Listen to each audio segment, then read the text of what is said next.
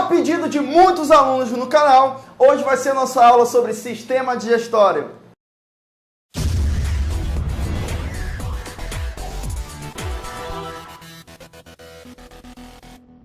Fala, gigante! Seja bem-vindo a mais uma aula do Tio QQ. Hoje a gente vai falar sobre um dos sistemas mais importantes em prova, porque quando a gente fala de vestibular, quando a gente fala de Enem, o sistema que mais cai é o sistema digestório, porque ele está no nosso dia a dia, porque ele está relacionado à nossa alimentação. Para quem não conhece as minhas videoaulas, saiba que eu sempre estou montando esquemas para vocês, que eu vou estar saindo da frente, vou estar deixando você anotar. Vou usar também um pouquinho nas aulas de tecnologia, mas eu sempre vou priorizar o quadro. Quem é meu aluno conhece que eu adoro montar esquema para vocês, para ficar de forma didática.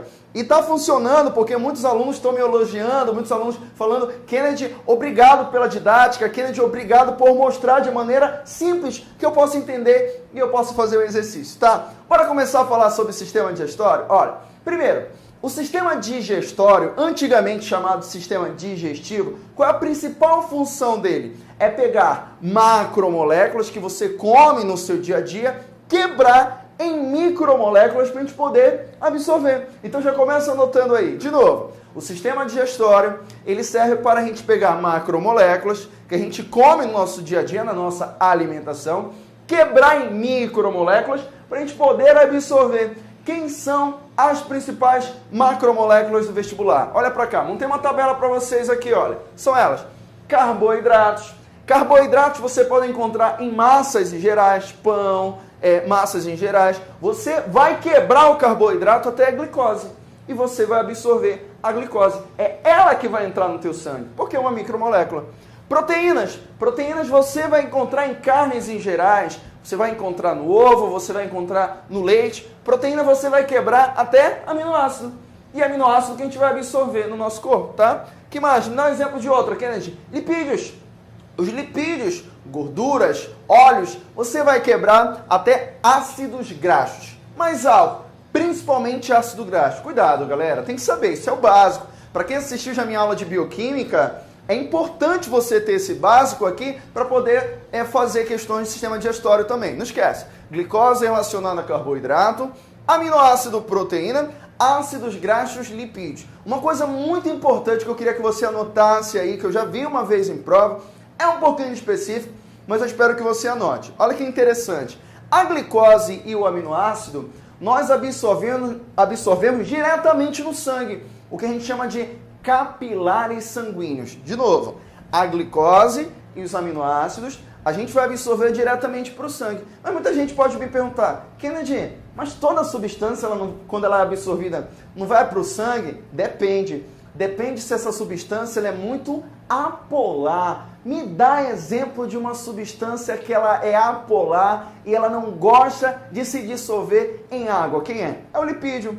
É por isso que grande parte dos lipídios, não todos, mas grande parte de lipídios grandes, eles vão primeiro para o sistema linfático, eles vão para capilares linfáticos. Logo depois dos capilares linfáticos, que eles vão para o sangue. A gente vai ter uma aula de sistema circulatório, e na aula de sistema circulatório eu vou ver circulatório e o linfático. Então, de novo, glicose e aminoácido vai diretamente para o sangue e grande parte, não todos, mas grande parte dos ácidos graxos, eles vão, ou moléculas grandes de lipídios, eles vão primeiro para capilares linfáticos, só depois vão entrar na nossa circulação sanguínea, porque dentro do nosso sangue ele não conseguiria fluir muito bem, até porque não consegue se dissolver na água e grande parte do sangue é água, beleza? Outra coisa, a gente vai ter que estudar a anatomia do sistema digestório, apesar que nas provas o que mais cai é a função, é a fisiologia. Mas eu vou te mostrar como é bem simples, eu vou te mostrar que eu posso fazer esquemas, você vai bater um print, eu aconselho a desenhar também, que ajuda muito a assimilar, mas bora entender do que é feito o sistema digestório. Olha aqui, o sistema digestório ou tubo digestório, ele é constituído por sequência boca, faringe, então a gente tem a boca, faringe, esôfago, já vou mostrar em desenho para vocês, estômago, intestino delgado, intestino grosso e ânus. Agora do outro lado, repete comigo, faz parte do sistema digestório? Boca, faringe, esôfago, estômago, intestino delgado, intestino grosso e ânus. Até sair da frente para você bater um print, tá? Para o vídeo e bate um print. Isso faz parte do sistema digestório. Agora a gente tem algumas glândulas anexas ou glândulas acessórias. Eu já vi uma vez em prova quem são as glândulas anexas ou glândulas acessórias do sistema digestório. Tá anotado aqui, quem são elas? Glândulas salivares, fígado e pâncreas. Elas não fazem parte do sistema digestório, elas ajudam no sistema digestório, por isso que elas são chamadas de glândulas anexas ou glândulas acessórias, tá? Funções do sistema digestório, então, é a digestão, que eu vou te ensinar o que é digerir, Kennedy. Digerir, anota aí, é pegar macromolécula e transformar em micromolécula para o nosso corpo poder absorver. A digestão ela pode ser de dois tipos. Ela pode ser a mecânica ou ela pode ser a química. Eu vou te mostrar que a mecânica pode ser feita principalmente pelos nossos dentes na nossa boca. Vou te mostrar também o nosso esôfago. E a química ela é feita principalmente por enzimas. De novo, sistema digestório, uma das funções é a digestão. Digestão é transformação de macromolécula em micromolécula. Tem a digestão mecânica e eu tenho a digestão química. Beleza? A assimilação é muito importante, então tem que assimilar. Eu vou te mostrar onde acontece a assimilação e a absorção dos nutrientes. E a defecação. No final, você tem que ter uma parte também que tudo aquilo que você não está assimilando, você vai ter que defecar. Beleza? Agora deixa eu te mostrar como é a anatomia do sistema digestório. Antes de eu começar a mostrar a parte química mesmo, a digestão química, que é a que mais interessa em prova, que mais cai, eu vou começar mostrando um pouquinho de anatomia. Anatomia cai também em prova, anatomia sobre os sistemas, só que é uma coisa tão frequente como a fisiologia. Lembrando que a anatomia é você saber onde está cada região. E a fisiologia em si, é a função. O que mais cai em prova? Fisiologia. Mas para você entender a fisiologia, tem que saber um pouquinho de anatomia. Então vou mostrar para vocês a anatomia do sistema digestório. Poderia mostrar imagem, poderia mostrar em 3D muitas coisas, mas eu prefiro mostrar da maneira didática, como eu sempre faço, mostrando no quadro. Eu espero que você bata um print ou você anote, porque quando você anota, você está assimilando. Tudo bem? Olha para cá. Então, olha, vou dar um tempinho para você bater um print, você pode parar o vídeo e bater o print. Bora entender como isso aqui funciona? Lembra que o sistema digestório ele vai começar onde? Na boca. Então tem aqui a boca. O que eu posso encontrar dentro da boca, Kennedy? Eu tenho a língua. A língua, não sei se vocês sabem, ela é importante porque ela vai empurrar os alimentos. A língua também é importante na que a gente chama de deglutição. Então já começa anotando aí. A língua, ela ajuda a empurrar os alimentos, tanto para o lado, para o outro, na hora da mastigação. E ela é importante para o ato da deglutição. O que é deglutição? O que é deglutir, Kennedy? É o ato de engolir. Então, deglutição é engolir. A língua que vai empurrar. A língua também, a nossa língua, é importante para a nossa fonação, para fala e muitas outras funções, tá? Outra coisa, dentro da boca eu encontro os dentes, que a gente vai ver daqui a pouquinho, vai falar melhor sobre a boca, tá? Eu tenho também aqui o que a gente chama de glândulas salivares, que vão produzir saliva. Lembra para mim que eu tenho 3 glândulas que estão relacionadas, chamadas de acessórias, glândulas acessórias. Acabei de falar, quem são elas? Glândulas salivares, o fígado e o pâncreas. São glândulas acessórias do sistema digestório. Eu tenho uma glândula que é chamada de parótida. Ela é uma glândula salivar. Ela vai ter uma parótida acessória e ela vai eliminar a saliva. Bem aqui, olha, na boca. Eu tenho uma sublingual, que é uma glândula salivar também, está debaixo da língua. Tem outra, basicamente quase dentro da língua, que é acessória. Submandibular é outra glândula salivar que eu estou aqui. Então eu tenho 3 glândulas salivares principais. Galera, lembra que depois da boca eu vou para a faringe. A faringe. Da faringe, ou a substância, o ar, tanto faz, pode ir para o esôfago ou pode ir para a laringe. Então não esquece, a faringe, ela é comum a 2 sistemas. Anota aí com calminha. A faringe é comum a 2 sistemas. Quais são os sistemas? Digestório e respiratório. Olha que interessante. Se por acaso, sem querer, o alimento da faringe entrar bem aqui nesse lado onde eu estou apontando para vocês, ele vai entrar na via respiratória, porque ele vai entrar na laringe. A pessoa vai se engasgar. É por isso, olha como o corpo é inteligente. Ele tem um tampão que abre e fecha para evitar que o alimento passe para a laringe. Como é o nome desse tampão? É a epiglote. Esse buraquinho aqui é chamado de glote e o tampão que fecha é a epiglote. Então, se cair em prova, não esquece, a epiglote, ela protege para que o alimento não passe da faringe para a laringe. Cuidado que ele vai tentar te confundir, ele vai tentar dizer, vai tentar confundir em prova, dizer que o alimento, para o cara se engasgar, ele vai se engasgar na faringe. Não, ninguém se engasga na faringe. A pessoa vai se engasgar na laringe, que é na via respiratória. Quem é que tampa a laringe é a epiglote. Mas não esquece, a gente não vai falar de laringe hoje, porque essa não é aula de respiratória. Só estou mostrando isso porque cai em prova, a gente vai ter exercício para resolver isso no meu site, tá? Qual é o caminho então, de novo? É boca, faringe, digestório, esôfago. No esôfago acontecem movimentos que a gente chama de movimentos peristálticos. Ele vai levando o alimento. Então, é possível, galera, você comer de cabeça para baixo. Se você ficar de cabeça para baixo e você conseguir deglutir, engolir, chegou no esôfago através de movimentos como se fosse um creme dental que eu vou apertar e o creme ele vai passando. Isso acontece dentro do esôfago. Vai chegar no estômago.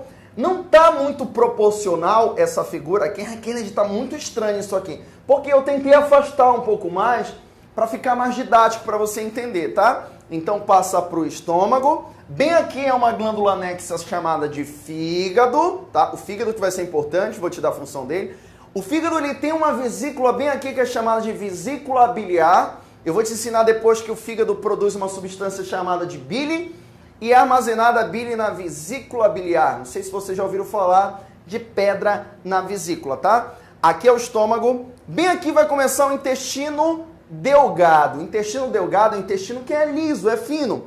E eu tenho uma primeira porção que é muito importante do intestino delgado. Grava esse nome, galera. Duodeno.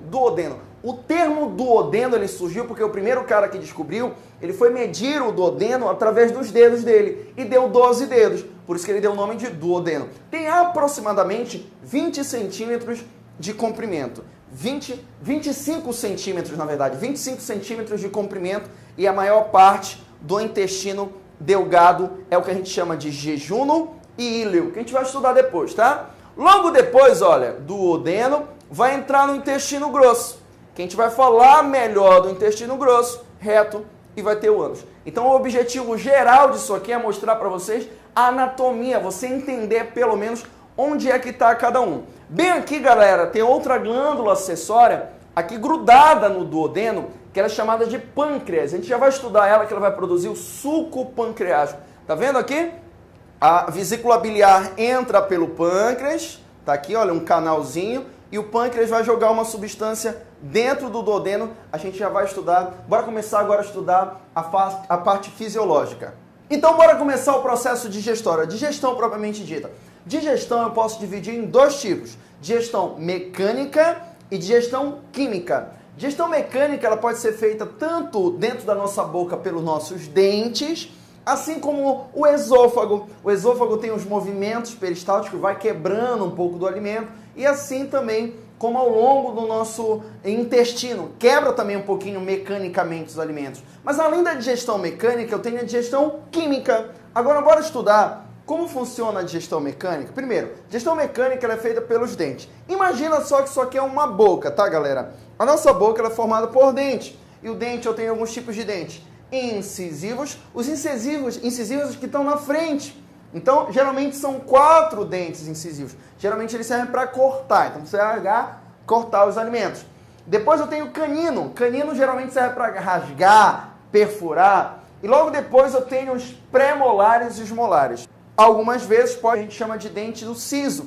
Geralmente eu tenho algumas pessoas nascendo sem o dente do siso e vai surgir ele, na verdade, lá por volta de 17, 20 anos, depende de pessoa para pessoa.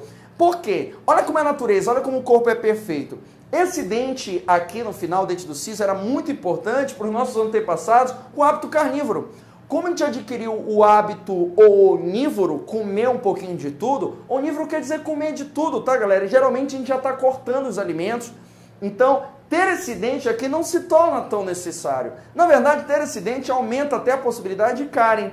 Então é melhor, na verdade, não ter, por isso que às vezes ele surge depois, tá? Então, esses aqui é a nossa dentição. Geralmente, 16 aqui embaixo, 16 em cima, então somando a gente vai ter uns 32 dentes. Se surgir com siso, já aumenta essa quantidade. Tem gente que tem mais, tem gente que tem menos. Característica da anatomia do dente, olha, o dente, só para ver um geral, porque eu já vi questões disso. Em cima do nosso dente, a gente tem o esmalte dentário. O esmalte dentário, ele serve principalmente para proteger o nosso dente, tem substância hidroxiapatita. A hidroxiapatita, que você não precisa decorar o nome dessa substância, ela é principalmente minerais de fosfato e de cálcio. Bactérias dentro da nossa boca liberam principalmente ácido lático, que vão deixar a boca um pouco mais ácida, em torno de 5. Isso pode deteriorar essa substância que forma o esmalte dentário. Só que o flúor, cuidado que sem prova, o flúor pode ajudar nisso e não deixa deteriorar a parte do esmalte, quase não sai. A parte de baixo do esmalte tem o que a gente chama de dentina, que é como se fosse um reforço para proteger a polpa. A polpa onde a gente pode encontrar principalmente os nossos nervos, tá? Nervo que vai formar aqui, olha, nervo chega até aqui, é o que a gente chama de canal dentário, tá? Então não esquece, a gente tem o esmalte, a gente tem a dentina, a gente tem a polpa aqui que é inervada, a gente tem a parte aqui da raiz do dente que liga aqui, que é chamado de cemento, e eu tenho a gengiva. O dente ele pode ser dividido de maneira geral, como a coroa, que é a parte de cima, como se fosse a coroa, o colo, que na biologia quer dizer como se fosse pescoço, e a raiz dentária. Isso aqui é só um geral, que eu vou até sair da frente para você bater aquele velho print, tá? Mas não é isso que cai mais. O que mais cai é a digestão química, feita por enzimas. Agora, aprenda uma coisa. A gente estudou lá em bioquímica que toda enzima, ela precisa de uma temperatura exata, que o nosso corpo, nós somos homeotérmicos, é 36,5. Então, o que vai mudar, na verdade, nas enzimas dentro do nosso corpo é o pH. Então, a enzima precisa de uma temperatura, mas como geralmente a nossa temperatura é a mesma, o que vai variar de enzima para enzima é o pH. E é o que mais cai em prova. Ele vai te perguntar onde ocorre a digestão química e qual é o pH daquele local. Quem são os 3 locais onde acontece a digestão química? Você não pode errar isso. Quem são eles? Olha para cá. Olha esse esquema lindo aqui, olha. É a boca, o estômago e intestino delgado. Intestino grosso, não esquece, ele está mais relacionado para a produção lá do bolo fecal que a gente vai ver depois. Mas olha, boca, estômago, intestino delgado. Galera, qual é o pH, pelo menos normalmente, da tua boca? Por incrível que pareça, o pH da tua boca é neutro. Kennedy, eu não lembro de pH. Lembra que pH, ele vai de 0 a 14. pH, de 0 a 14. Em torno de 7, a gente diz que o pH ele é neutro. 7 é o pH neutro. Menor que 7, como assim menor que 7? 6, 5, 4, é um pH ácido, tá? Quanto mais distante do 7, mais ácido vai ser. Ou seja, 3 é mais ácido que 5, 3. Então, quanto mais distante. Acima de 7, a gente diz que o pH ele é básico ou alcalino. Exemplo, 8, 9, quanto mais distante do 7, mais básico vai ser. pH da nossa boca, então, ele é neutro. Já vou contar por quê.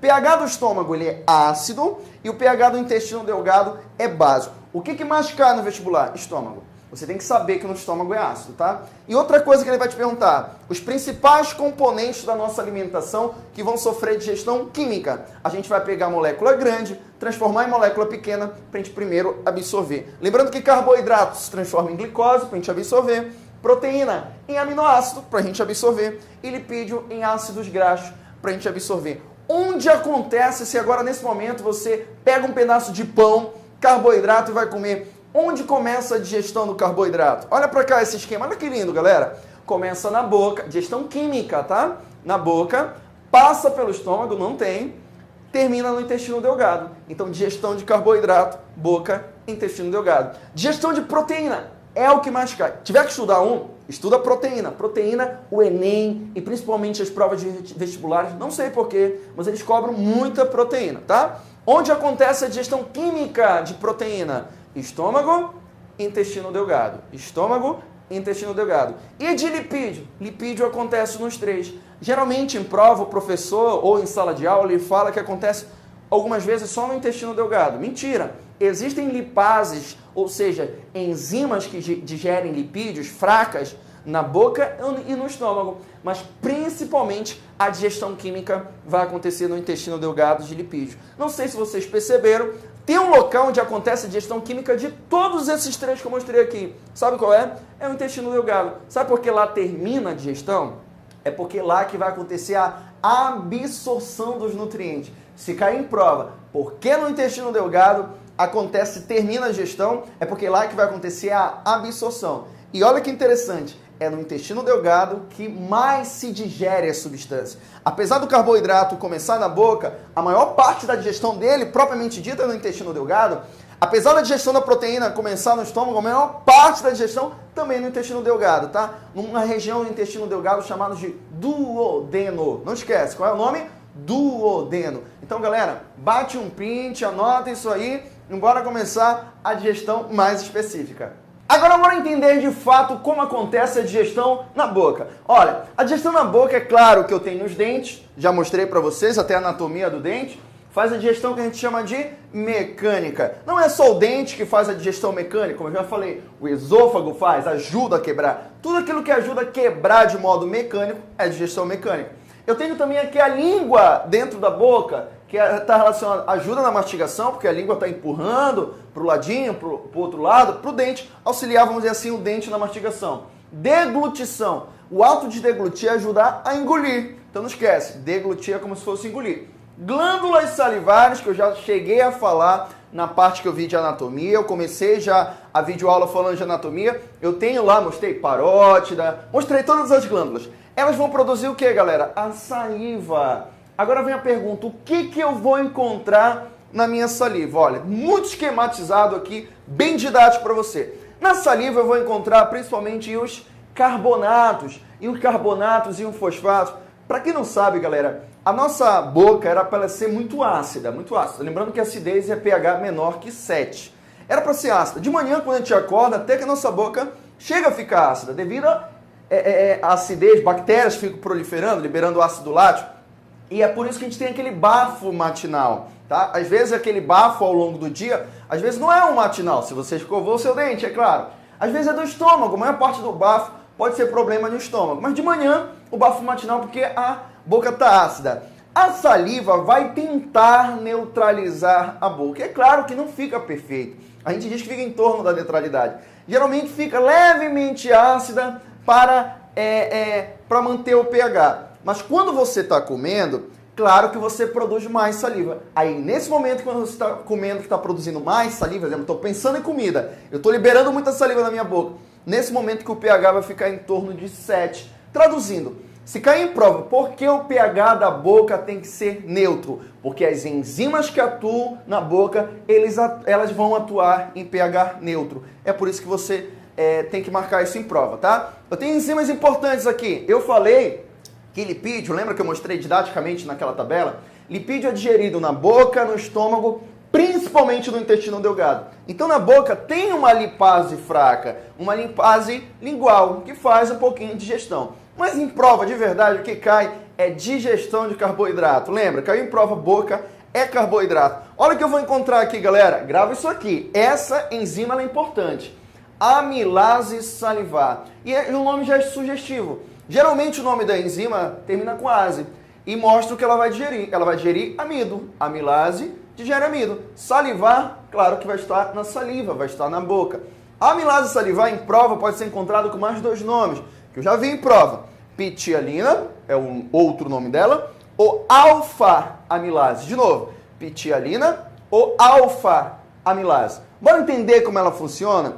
Kennedy, é só a glicose, é só o amido que ela vai digerir? Não, mas o amido é o grande exemplo do vestibular. Para quem assistiu minha aula de carboidrato, eu ensinei para vocês o que são monossacarídeos, o que são disacarídeos e o que são polissacarídeos, tá? Quem são os polissacarídeos? Poli tem vários. Eu tenho glicogênio, o glicogênio é um polissacarídeo, reserva animal. Eu tenho o amido, que é reserva principalmente vegetal, mas a gente pode comer um polissacarídeo. Eu tenho a celulose, nós não conseguimos digerir a celulose. Anota aí, celulose é um polissacarídeo. Já vou falar dela depois. Quem são os disacarídeos? Ou oligosacarídeo? Poucos. Tem poucos, geralmente 2. Pode ser 2, 3.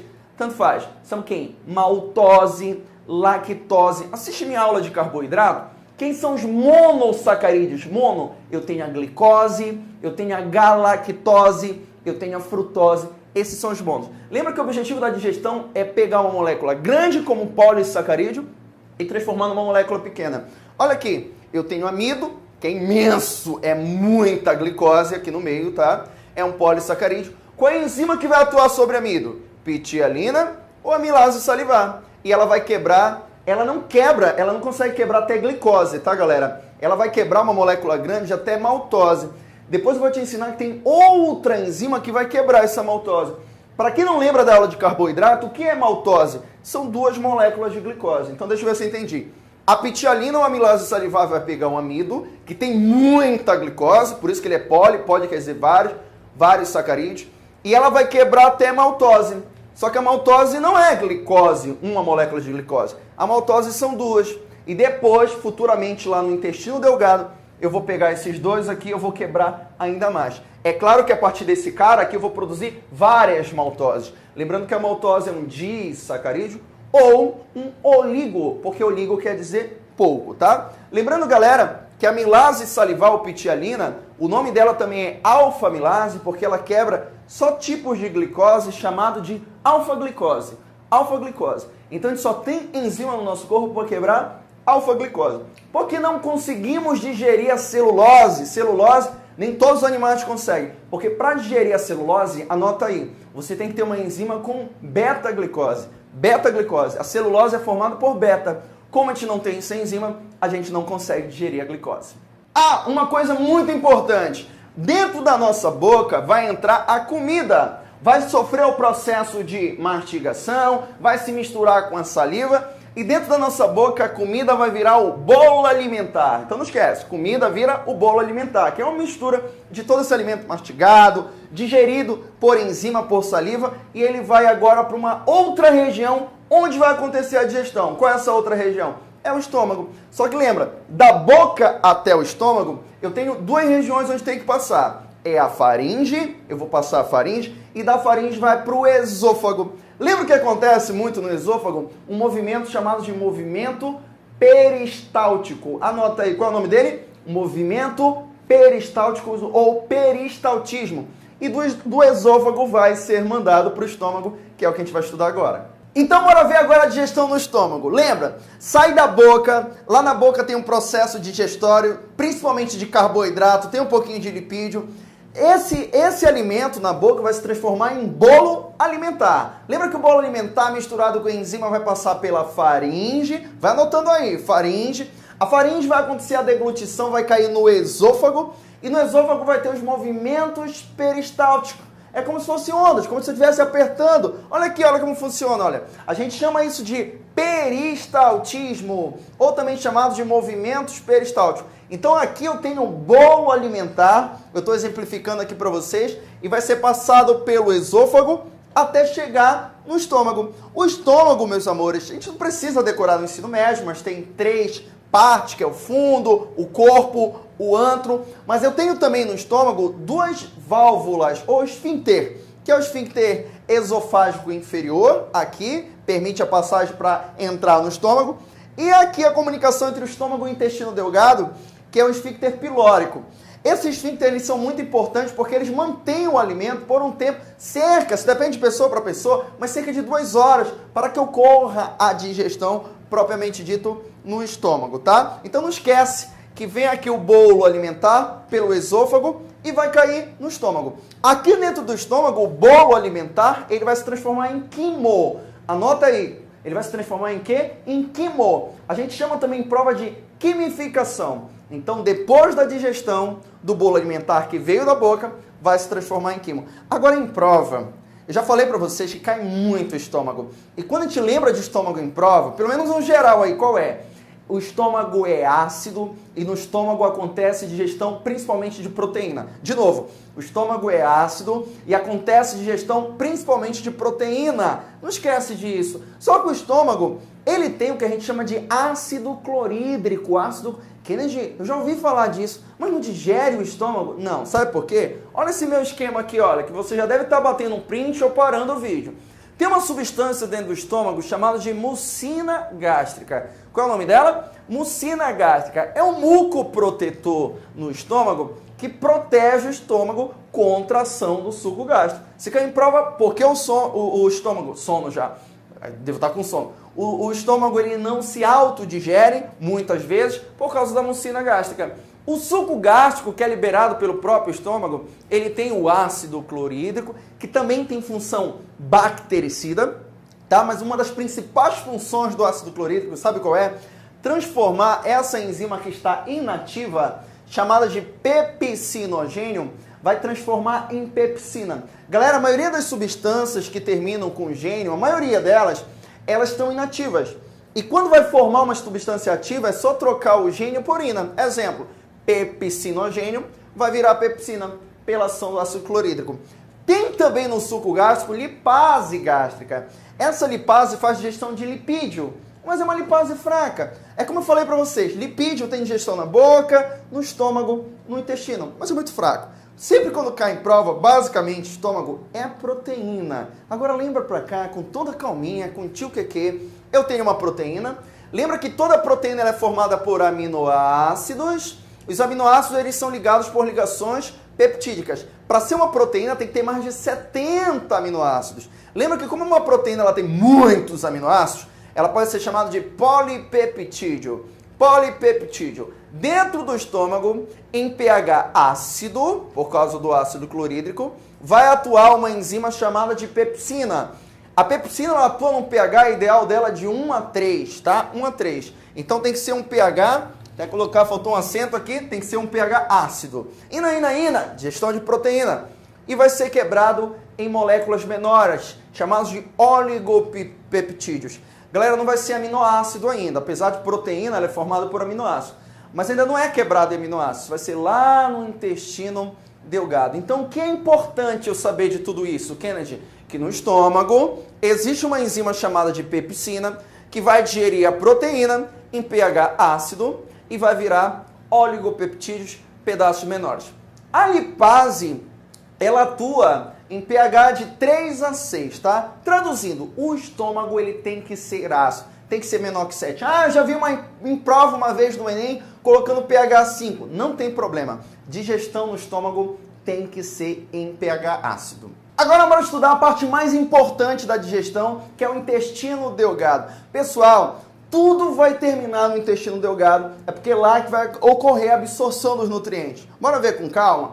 A gente estudou que na boca começa a digestão de carboidrato, no estômago começa a digestão de proteína, nos dois tem um pouco de lipídio e tudo vai terminar no intestino delgado. Agora concorda comigo? Como tudo vai terminar no intestino delgado, ele vai precisar de ajuda, concorda? É por isso que lá, onde vai ter a maior parte da digestão, vai atuar duas glândulas ajudando ele. Quem são essas duas glândulas? O pâncreas e o fígado. Não esquece então, o pâncreas e o fígado eles vão ajudar o intestino delgado. O intestino delgado, já começa olhando para cá, presta atenção, ele tem o próprio suco dele, que é chamado de suco intestinal. Deixa eu te ensinar uma coisa, olha, já bate um print disso aqui, para o vídeo, parou agora, bate o print ou anota. Toda vez que você escutar o termo gástrico quer dizer estômago.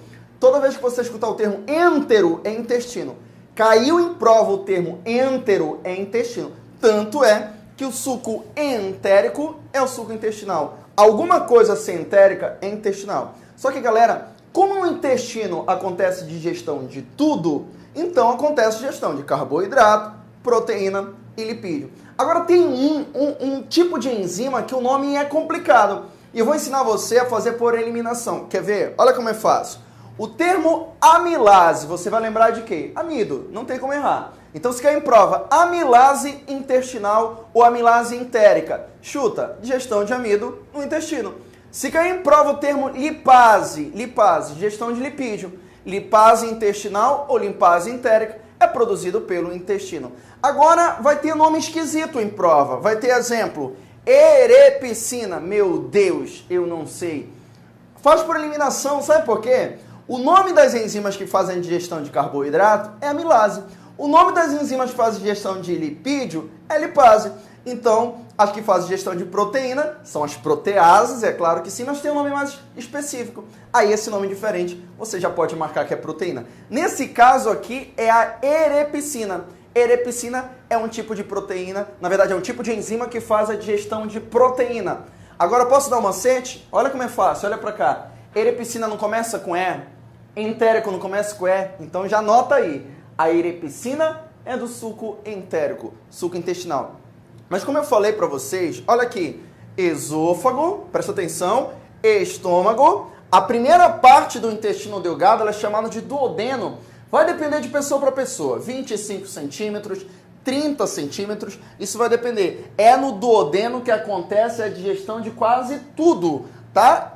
Praticamente a maior parte da digestão do intestino delgado. Na verdade, basicamente é nele, tá, galera? O jejuno e o íleo fazem parte também do intestino delgado. Intestino delgado, para quem não sabe, ele tem cerca de 6 metros de comprimento, onde eu tenho aqui o jejuno 2,3 metros, eu tenho aqui o íleo 3,4 metros. Mas em prova você tem que lembrar do duodeno. Galera, aqui no duodeno vai desembocar o pâncreas, tá vendo o pâncreas aqui no lado? E o pâncreas ele vai liberar a secreção dele. Então o pâncreas ajuda o duodeno, intestino delgado, a fazer sua digestão. Como é o nome aqui do canal que libera a secreção do pâncreas para o duodeno? Ele é chamado de canal pancreático ou ducto pancreático. Qual é o nome da secreção do pâncreas? Olha aqui, é chamado de suco pancreático. Faz digestão de tudo também? Sim. Amilase pancreática, digestão de carboidrato produzida pelo pâncreas. Lipase pancreática, digestão de lipídio produzida pelo pâncreas. Como eu te falei, galera, o termo amilase, lipase já é sugestivo. Agora, olha, o nome de proteína. Tripsina, quimiotripsina. Nome já diferente. Chuta o que vai digerir. Proteína. Então, tripsina, quimiotripsina, faz a digestão produzida pelo pâncreas, suco pancreático, faz a digestão de proteína. Então, olha, o intestino ele tem o seu próprio suco, mas o seu próprio suco do intestino não ia dar conta, porque lá tem a maior parte da digestão. Então, ele precisa de uma ajuda. Quem é essa ajuda? O suco pancreático. Galera, o suco pancreático também vem com alguns íons de bicarbonato. Para quem não sabe, esses íons de bicarbonato vão deixar o pH em torno de 8. Então, o pH do intestino ele é alcalino. O pH é maior que 7, é básico. As enzimas que vão atuar aqui vão atuar em pH alcalino. Então não esquece, o pâncreas vai ajudar também essa digestão no intestino. Agora, Kennedy, me falaste do pâncreas. Eu quero saber qual é a função do fígado. Bora analisar com calminha aqui, olha. Imagina que esse aqui é o fígado, aqui em cima.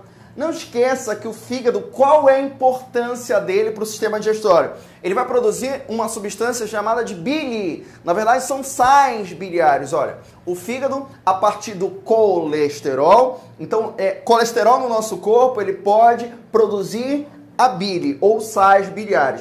A bile é produzida no fígado e ela é armazenada numa vesícula, que é chamada de vesícula biliar. Algumas vezes, se você acabar produzindo muita bile e não usar, forma pedrinhas. E essas pedrinhas podem dar o que a gente chama de pedra na vesícula. Para que serve a bile, na verdade? A bile, ela serve quando você come muita gordura. Então não esquece, galera. No intestino delgado, principalmente no duodeno, ele tem que ser ajudado, porque acontece digestão de muita coisa. Por isso que o pâncreas vai ajudar. Tem um suco intestinal, tem um suco pancreático. O problema é que a gordura é a mais difícil para ser digerida. Posso dar um exemplo? Se agora você tiver com muita fome e eu te dou meio quilo de pão, de carboidrato, você consegue comer? Ah, aquele de boi, eu acho que eu como. Se eu te dou meio quilo de carne, vamos dizer aquela carne lá frita, suculenta, ou aquela assada, sei lá, um churrasco, você come meio quilo, se tiver com muita fome. Agora, se eu te dou meio quilo de gordura, você come? O nosso corpo, ele já rejeita. A nossa digestão de gordura e até assimilação, a absorção de gordura, ela não é eficiente, tá, galera? Por que não é eficiente? Porque a gordura é difícil. É difícil. Por isso que tem que ter ajuda. Quem é essa ajuda? É a bile. Só que a bile, cuidado com isso em prova. A bile não é uma enzima. Anota aí. A bile não é uma enzima. A bile vai ajudar as enzimas. O que ela vai fazer? A bile ela vai pegar lipídio, vai pegar gordura, tá vendo esse esquema aqui? E ela vai fazer um processo chamado de emulsão. Ela vai emulsificar as gorduras. Ela vai transformar em partículas menores, ela vai soltar a gordura para que as lipases, que são as enzimas que fazem a digestão, possam quebrar melhor. Kennedy, eu não entendi o que é emulsificar. Posso te dar um exemplo bem didático? Vamos dizer que está com uma panela na tua casa que ela está cheia de gordura, e você não consegue limpar, tirar essa gordura.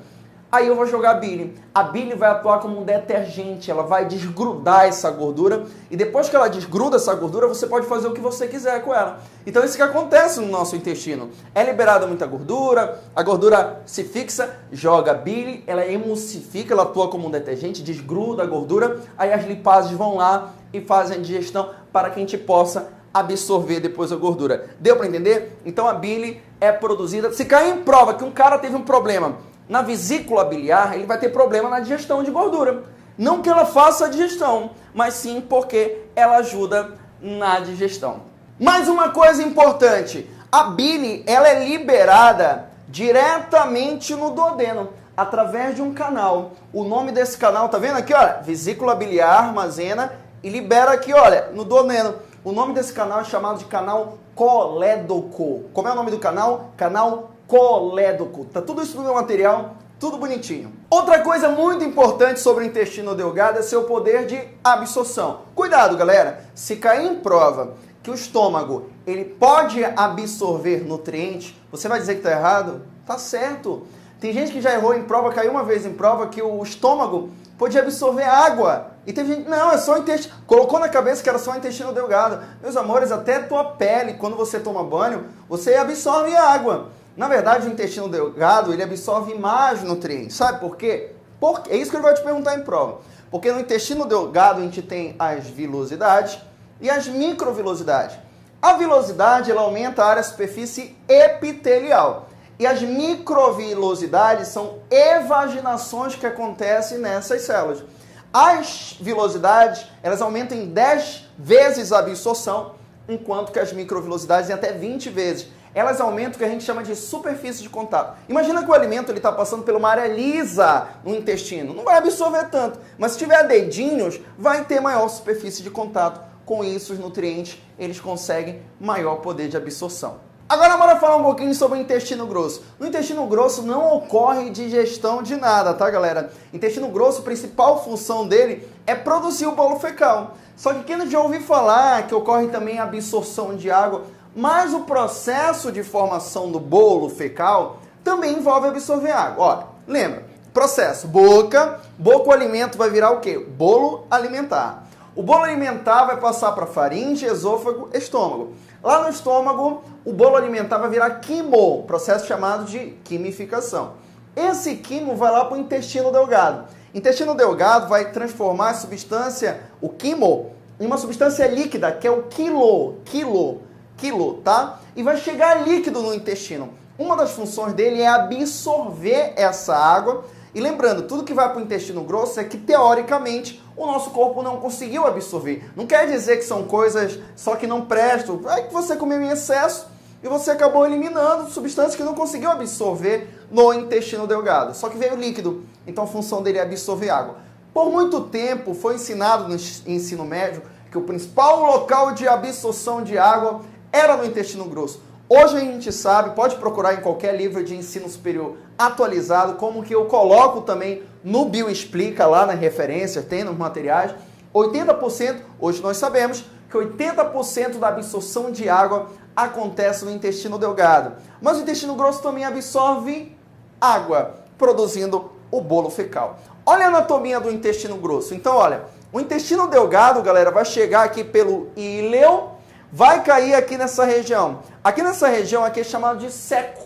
Então tudo isso aqui é o intestino grosso, tá? Então o movimento do cocô, olha, dá uma subida, vem pro lado, dá uma descida aqui, dá uma voltinha, plá, liberou aqui o cocôzinho. Então, olha, o seco, bem aqui, ó, tá vendo aqui? É o nosso apêndice, apêndice vermiforme, fica do lado direito do nosso corpo. O apêndice. Em outros animais, o apêndice é desenvolvido porque lá ocorre a digestão de celulose. Lembra que a gente não consegue digerir celulose. A celulose, ela faz parte também das fibras, que a gente chama de fibra, celulose, pectina também, que não é carboidrato. A gente não tem enzima para fazer a digestão. Só que a celulose tem uma importância para a gente. Sabe qual é?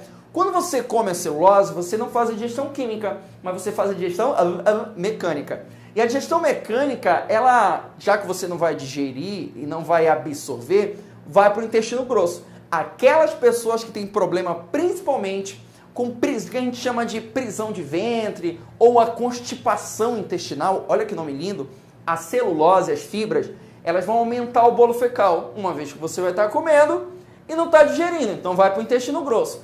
Aumentando o bolo fecal, e se você beber bastante água, aumenta a peristalse. Peristalse é movimento peristáltico dentro do intestino. Com isso, aumenta a defecação. Então, deixa eu dar um macete para você. Se você tem problema com defecação, tem aquele cocô preso aqui, que eu não consigo, comece a colocar na sua alimentação fibras. Coma mais fibra. Você não vai digerir ela, mas ela vai aumentar o teu bolo fecal. Com isso, você vai defecar mais facilmente. Não esqueça disso. Mas olha, eu tenho um seco aqui, armazena cocô. Tem que até tomar cuidado, pessoal que não está defecando muito. O apêndice, pode vir cocô aqui para o apêndice inflamar, estourar. Você pode ter uma infecção generalizada e até morrer.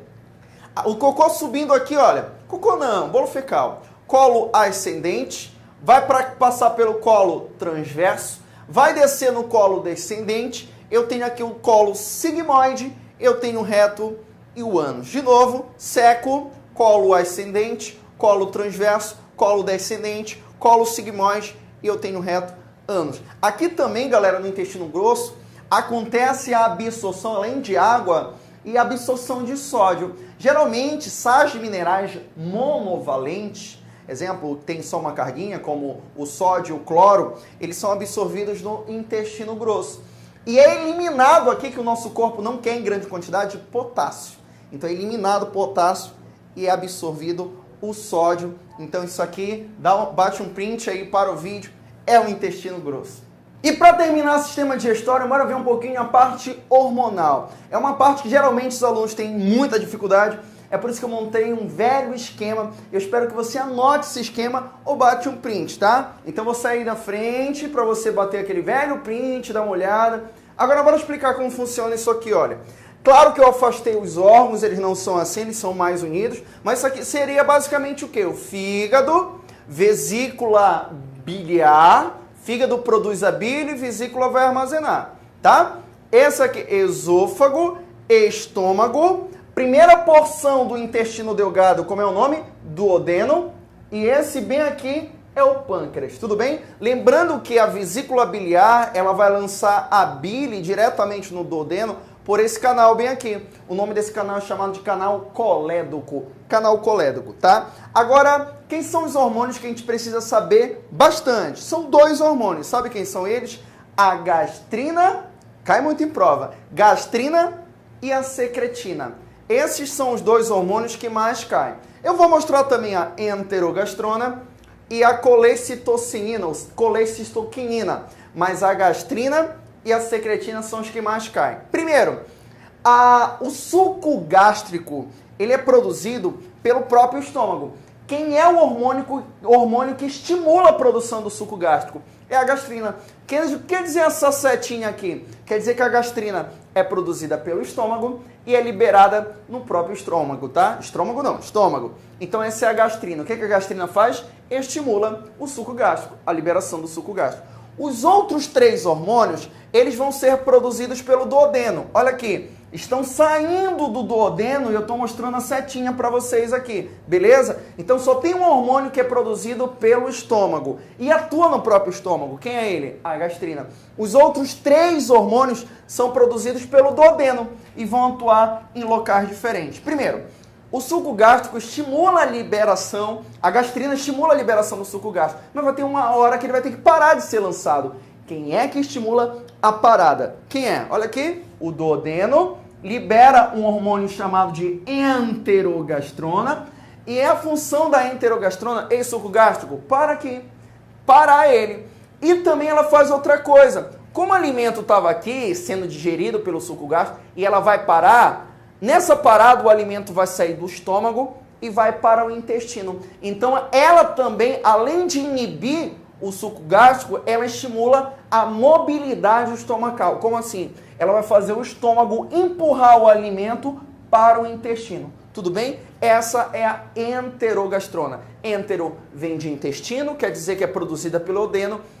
Gastrona vem de estômago, porque vai atuar no estômago. Tudo bem? Kennedy, quem é o hormônio que estimula a liberação do suco pancreático? Quem é? É a secretina. Caiu em prova, um hormônio que é produzido pelo duodeno, vai lá no pâncreas. Pâncreas, lança aí o teu suco. É a secretina. Secretina está relacionada com o pâncreas. Quando você precisa fazer a digestão de gordura, você está com muita gordura, você precisa de uma ajuda. Ajuda da bile, sais biliares. Existe um hormônio que vai atuar lá na vesícula biliar, contraindo a vesícula biliar e fazendo ela liberar os sais biliares. Quem é esse hormônio? É a colecistocinina. Colecistocinina produzida pelo duodeno e vai atuar lá na vesícula biliar, tudo bem? Agora, meus amores, quer completar teus estudos, quer mais curiosidade? Você tem que pegar as apostilas do meu site. Lá a apostila tá tudo bonitinho, tem exercício também para você fazer, porque não adianta você sair dessa videoaula e não exercitar. Tudo que eu falei aqui vai ser perdido se você não exercitar. Então, eu tenho simulado, eu tenho apostila, tudo isso você encontra no Bioexplica. A gente vai falar mais de sistemas que com certeza vão estar completos no meu site. Eu aguardo vocês numa próxima aula. Espero ter ajudado. Um beijão no coração. Se a videoaula que você acabou de assistir te ajudou, então se inscreve no canal, curta o vídeo, me siga nas redes sociais. Para material completo com videoaulas muito dinâmicas, entre no site bioexplica.com.br. Aguardo vocês numa próxima aula.